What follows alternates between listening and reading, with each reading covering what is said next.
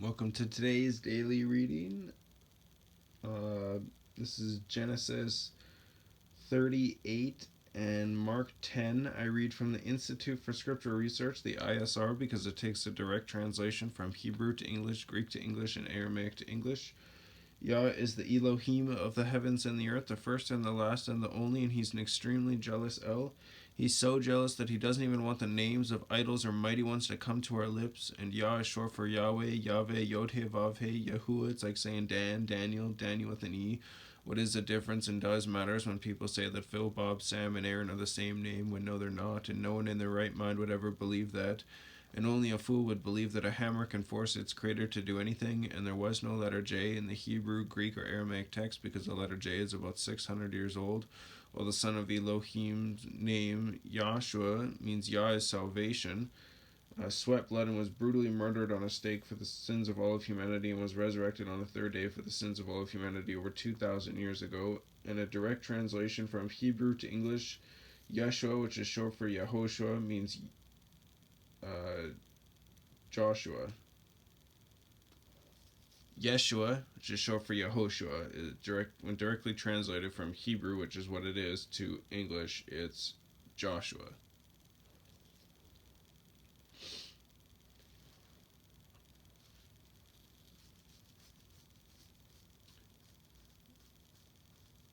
And yeah, the son of Elohim's name means Yahshua, not Yeshua, Yahshua. That's the name of the Father, is in the name of the Son. So Yahshua means Yah is salvation. Yah will save his people from their sins. Jesus is Greek for Hail Zeus. It has nothing to do with the Messiah. And Isus, Asus isn't even the Greek version of his name anyways. It is 4 different deities combined, including Zeus. It has nothing to do with the Messiah. It is idol worship. Anyone who stands along that has literally built a castle around their belief instead of using their belief to build a castle. What a shame. Genesis 38. And at that time it came to be that Yehuda, Y-E-H-U-D with a line underneath of it, A-H, left his brothers and turned aside to a man, an Adullamite, A-D with a line underneath of it, U-L-L-A-M-I-T-E, whose name was Hurrah, H with a dot, I-R-A-H. And Yehuda saw there a daughter of a certain Canaanite, K-E-N-A apostrophe A-N-I-T-E, whose name was Shua, S-H-U-W-A, and he took her and went into her, so he made her his wife, and she conceived and bore a son, and he called his name E with a half a check mark, R. And she conceived again and bore a son, and she called his name Onan, O-N-A-N. And she conceived yet again and bore a son and called his name Shelah, S-H-E with a half a check mark, L-A-H. And he was at Kezib, K-E-Z-I-B with a line underneath of it, when she bore him. And Yehuda took a wife for his firstborn, and her name was Tamar, T-A-M-A-R. And Yehuda's firstborn, was evil in the eyes of YahWeh, and YahWeh took his life. And Yehuda said to Onan, go into your brother's wife and marry her, and raise up an heir for your brother, or to your brother. And Onan knew that the offspring would not be his. And it came to be, when he went into his brother's wife, that he spilled on the ground, lest he should give an offspring to his brother. But what he did displeased YahWeh, so he took his life too. Then Yehuda said to Tamar, his daughter-in-law, remain a widow in your father's house until my son Shelah is grown. For he said, lest he also die as his brothers did. And Tamar went and dwelt in her father's house. And after a long time the daughter of Shua, Yehuda's wife, died. And Yehuda was comforted and went up to his sheep shearers at Timnah, Timnah, he and his friend Hera the Adulamite, and it was reported to Tamar, saying, See, your father-in-law is going up to Timnah to shear his sheep. And she took off her widow's garments, and covered herself with a veil, and wrapped herself, and sat at the entrance to Enaim, E with a half a check mark, Naym, which was on the way to Timnah, for she saw that Shelah was grown, and she was not given to him as a wife. And Yehudah saw her, and reckoned her for a whore, for she had covered her face. Isn't that a strange twist on culture? In some religions and some cultures, mainly because of those religions, you're to cover your face. But in this, it was reckoned to her for her being a whore because she covered her face.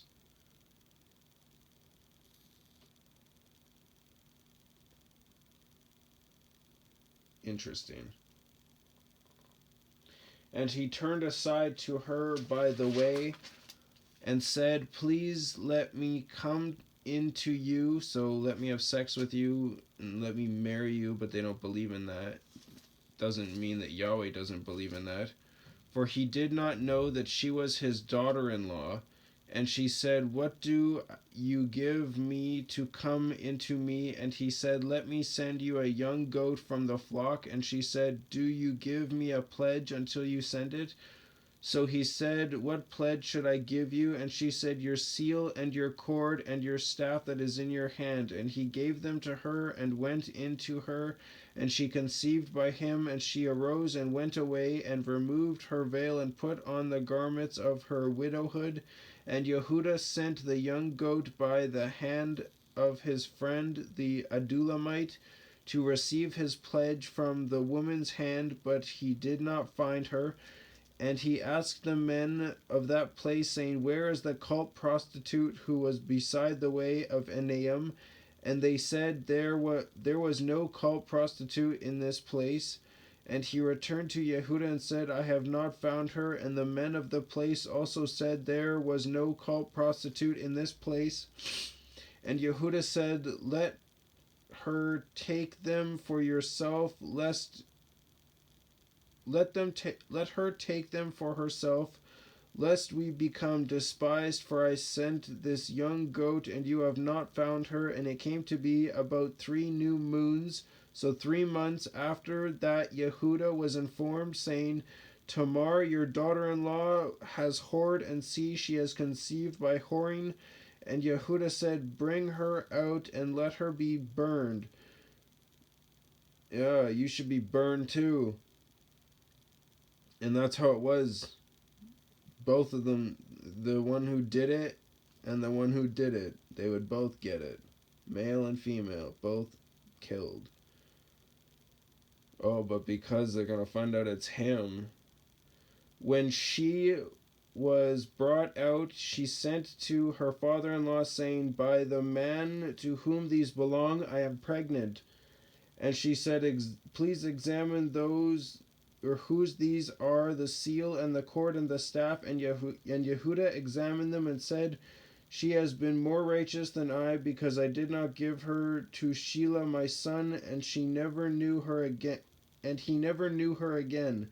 And it came to be at the time of giving birth that, see, twins were in her womb.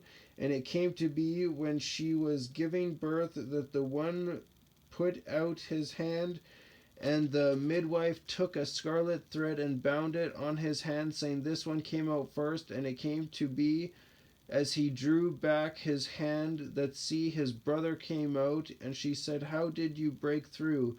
This breach be upon you. So his name was called Peretz, P-E-R-E-T-S. And afterward his brother came out, who had the scarlet thread on his hand, so his name was called Zerah, Z-E-R-A-H with a dot. So she ended up not getting burned, and he didn't lay with her, even though technically she did whore, and technically he whored. And technically, by that same law, they both should have been stoned. But because he didn't want to die, he didn't allow her to die.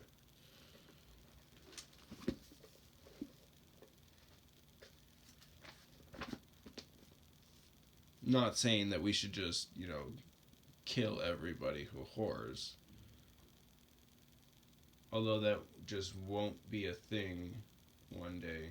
I won't have to worry about people like that one day. But doesn't mean you should go out of your way to kill them, There's a reason why I am not a leader of this country. I'll tell you that much right now. If you know me and you know the politics I talk about, yeah, you know what I'm talking about. Mark 10, and rising up from there, he came into the borders of Yehuda by the other side of the Yarden, Y-A-R-D-E with a half a check mark N, and crowds gathered to him again, and as he usually did, he was teaching them again. And Pharisees came and asked him, is it right for a man to put away his wife, trying him? No, it's not. And he answering said to them, what did Moshe, M-O-S-H-E-H, which is Moses, command you? And they said, Moshe allowed a man to write a certificate of divorce and to put her, fancy English, her away. And Yahushua said to them, because of the hardness of your heart, he wrote you this command. Yeah, they were literally breathing down his neck, demanding it, and they were going to do it anyways.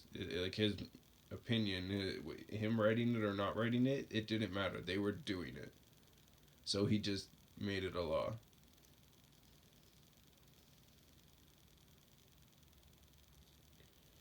However, from the beginning of the creation, Elohim made male and female. For this cause a man shall leave his father and mother and cleave to his wife, and the two shall become one flesh. So having sex makes you married.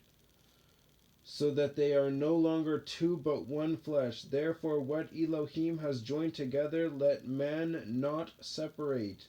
And in the house his taught ones asked him about this again.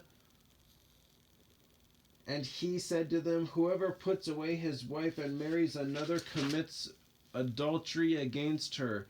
And if a woman puts away her husband and marries another, she commits adultery. And they were bringing little children for him to touch them, but the taught ones were rebuking those who were bringing them. Obviously, this is not sexual. Anyone who thinks that it is just a scoffer looking for an excuse. And when Yahushua saw it, he was much displeased and said to them, let the little children come to me, and do not forbid them, for of such is the reign of Elohim. Truly I say to you, whoever does not receive the reign of Elohim as a little child shall certainly not enter into it. And taking them up in his arms, laying his hands on them, he blessed them. And as he was setting out on the way, one came running and knelt before him and asked him, good teacher, what shall I do to inherit everlasting life? And Yahushua said to them, why do you call me good? No one is good except one, Elohim. You know the commands: do not commit adultery, do not murder, do not steal, do not bear false witness, do not rob, respect your father and your mother. And he answering said to him, teacher, all these I have watched over from my youth. And Yahushua looked at him, loved him, and said to him, one matter you lack. Go sell all your possessions and give to the poor, and you shall have treasure in heaven, and come follow me, taking up the stake. But he, being sad at this word, went away grieved, for he had many possessions. And Yahushua, looking around, said to his taught ones, how hard is it for those who have money to enter into the reign of Elohim? And the taught ones were astonished at his words, and Yahushua responding said to them again, children, how hard is it for those who trust in riches to enter into the reign of Elohim? It is easier for a camel to enter through the eye of a needle than for a rich man to enter into the reign of Elohim. And they were immeasurably astonished, saying among themselves, who then is able to be saved? And looking at them, Yahushua said, with men it is impossible, but with Elohim, for with Elohim all is possible. And Kêpha, K-E with a half a check mark, P-H-A, began to say to him, see, we have left all, and we have followed you. Yahushua said, truly I say to you, there is no one who has left house or brothers or sisters or father or mother or wife or children or lands for the sake of me and the good news, which is the Torah, Yah's Torah, not man's Torah, who shall not receive 100-fold now in this time houses and brothers and sisters and mothers and children and lands, with persecutions, and in the age to come everlasting life. But many who are first shall be last, and the last first. And they were on the way going up to Jerusalem, Yerushalaym, and Yahushua was going before them, and they were astonished, and those who followed were afraid. And again he took the 12 aside and began to say to them what was about to befall him. See, we are going up to Jerusalem, and the son of Adam shall be delivered to the chief priests and to the scribes, and they shall condemn him to death, and shall deliver him to the nations, and they shall mock him and flog him and spit on him and kill him, and the third day he shall be raised again. And Jacob, Y-O'-A-Q-O-B with a line underneath of it, which is James, and Yohanan, Y-O-H with a dot A-N-A-N, which is John, the sons of Zabdi, Z-A-B with a line underneath of it, D-A-I, came up to him, saying, Teacher, we wish that you would do for us whatever we ask. And he said to them, what do you wish me to do for you? And they said to him, grant us to be seated in your esteem on your right hand, and the other on your left. But Yahushua said to them, you do not know what you ask. You are able to drink the cup that I drink, and be immersed with the immersion that I am immersed with. And they said to him, we are able. And Yahushua said to them, you shall indeed drink the cup that I drink, and with the immersion I am immersed with you shall be immersed. But to sit on my right hand and on my left is not mine to give, but it is for those for whom it has been prepared. And when the 10 heard it, they began to be sorely displeased with Jacob and Johanan. And Yahushua, calling them near, said to them, you know that those who think to rule the nations are masters over them, and their great ones exercise authority over them. But it is not so among you. But whoever wishes to become great among you shall be your servant, and whoever wishes to be first among you shall be servant of all. For even the Son of Adam did not come to be served, but to serve, and to give his life a ransom for many. And they came to Jericho, Y-E-R-I-H with a dot O, which is Jericho. And as he was leaving Jericho with his taught ones and a large crowd, blind Bartimaeus, B-A-R-T-I-M-A-I, the son of Timai, T-I-M-A-I, was sitting by the way begging. And when he heard that it was Yahushua the Nazareth, N-A-T-S-A-R-E-T-H, he began to cry out and to say, Yahushua, son of David, have compassion on me. David is D-A-W-I-D with a line underneath of it, which is David. And many were reprimanding him to be silent, but he cried out all the more, Son of David, have compassion on me. And Yahushua stopped and said, call him. And they called the blind man, saying to him, take courage, arise, he is calling you. And he, throwing aside his garment, rose and came to Yahushua. And Yahushua responding said to him, what do you desire I do for you? And the blind man said to him, Rabboni, R-A-B-B-O-N-I, that I receive my sight. And Yahushua said to him, go, your belief has healed you. And immediately he saw again and followed Yahushua on the way. I just want to point out that consecutively over time, people just believe that if people weren't following their exact group, that they should just be silent, which is not true. It is a joke, and you shouldn't do that at all. Don't quench the spirit. Hallelujah.